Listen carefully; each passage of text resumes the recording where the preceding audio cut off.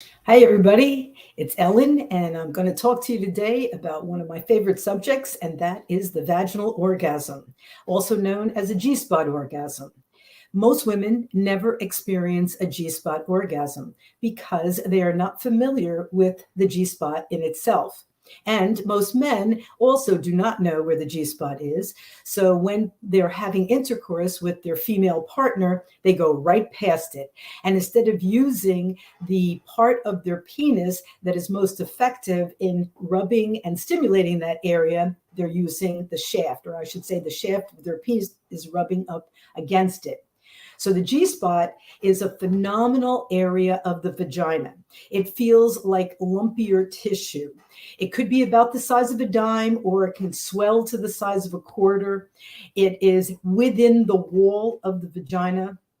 And when it is given deep pressure consistently, it actually helps that area to swell up. Now, every woman has a G spot, but just like any other part of your body, if you're not exercising that area, if you don't even know it exists, then you're not really taking the time to develop the potential for that body part. So I've said it before and I'll say it again. It's really important that you do your Kegel exercises, which is a squeezing and relaxing of your PC muscle.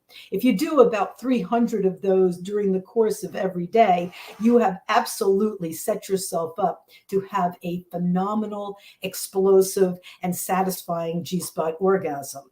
So the G-spot itself is about 1.5 inches up on the front center wall of the vagina. Usually it's 12 o'clock straight up, but sometimes it could be a little to the left, it could be a little to the right, because no two people are the same, just like your fingerprints are different. Everything about you is individual, so is the location of your G spot. So you have to find it. And how do you find it? Well, you use the middle finger, that famous finger, and you go into the vagina and you kind of stroke around to the front, and then you'll feel this lumpy area.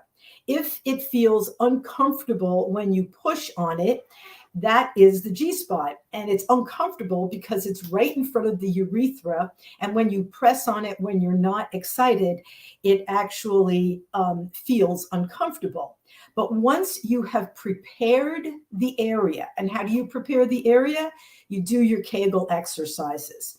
And if you are going to make love, you make sure that there's lots of foreplay before the actual intercourse, because you can't rush this. You can't force it to come and hang out and push out faster. But once it is out, it is a phenomenal location for the most dynamic, exciting, deep, powerful orgasms you will ever have.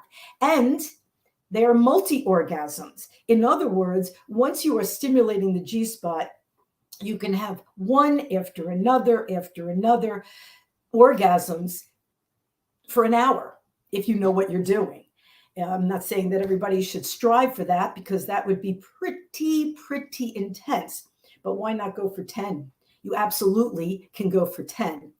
And it is also the difference between a vaginal orgasm and a clitoral orgasm is not the fact that it's multiple, because you can only have one clitoral orgasm and then you need to rest. It's too sensitive afterwards. But the G spot, you can have one after another.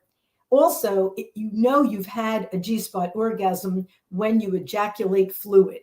It is the same fluid a man ejaculates minus the sperm, because that's where it's created. It is a phenomenal experience. Every woman can have a vaginal orgasm.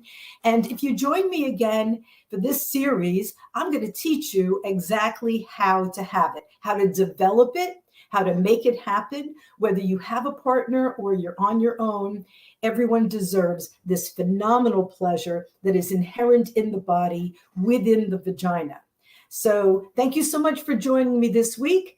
We'll talk again next week, and we'll talk about some of the ideas and the techniques for stimulating that area. Have a phenomenal day and do your Kegels. You can only